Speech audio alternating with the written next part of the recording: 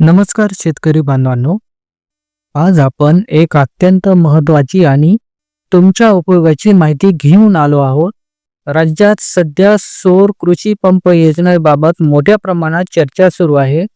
योजनेचा उद्देश चांगला असला तरी अंमलबजावणीत अनेक अडथळे आहे आणि त्याबद्दल अनेक तक्रारी सुद्धा आलेल्या आहे. तसंच शेतकरी मित्रांनो, शेतकऱ्यांनी जे पैसे भरलेत पण सोलर पंप लावले जात नाहीत. जे लावलेत ते काम करीत नाहीत. पुरवठादार दुर्लक्ष करत आहेत आणि ही सगळी प्रकरणं विधानसभेत देखील मांडली गेली आहे.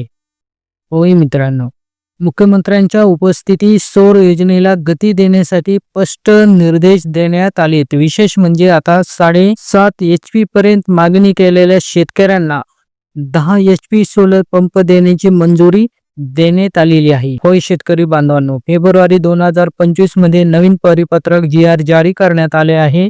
यामध्ये स्पष्ट तरतूद आहे की 7.5 HP ची पात्रता असलेल्या शेतकऱ्यांना 10 HP चा सोलर पंप मिळू शकतो. पूर्वी पंपाची कॅपॅसिटी जमिनीच्या क्षेत्रावर ठरत होती, पण अनेक तक्रारी होत्या. प्रेशर नाही, पाणी फेकत नाही अशा.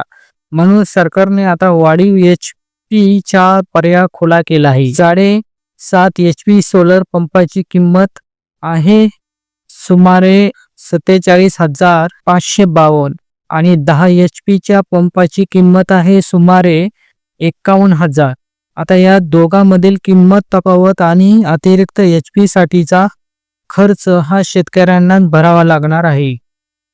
सरकारकडून सबसिडी आहेच, पण वाढीव HP साठीचा अतिरिक्त खर्च हा स्वतः शेतकऱ्याला करावा लागेल. शेतकरी बांधवांनी हे लक्षात घ्या, ही योजना अस्तित्वात आहे, पण अंमलबजावणीची गती लागणं गरजेचं आहे. यासाठी नुकतीच एक उच्चस्तरीय बैठक झाली आहे आणि योजनेला गती देण्यासाठी आदेश देण्यात आले आहेत. तुम्ही जर वाढीव HP चा पंप घ्यायचा विचार करत असाल तर योग्य कागदपत्रासह तुमच्या तालुक्यातील कृषी अधिकारी किंवा ऊर्जा विकास महामंडळाशी संपर्क करा. ही योजना तुमच्यासाठी आहे. तुम्ही पात्र असाल तर अधिक क्षमतेचा सोलर पंप घेऊन तुमच्या शेतीची गरज भागवा. सौर ऊर्जेचा फायदा घ्या आणि वीज भारमुक्त शेतीकडे एक पाऊल टाका. हा व्हिडिओ आपल्या सर्व शेतकरी मित्रापर्यंत जरूर शेअर करा.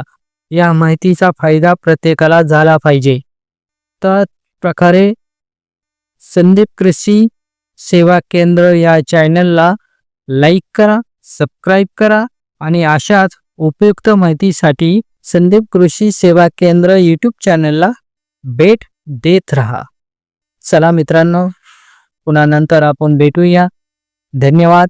जय जवान, जय किसान.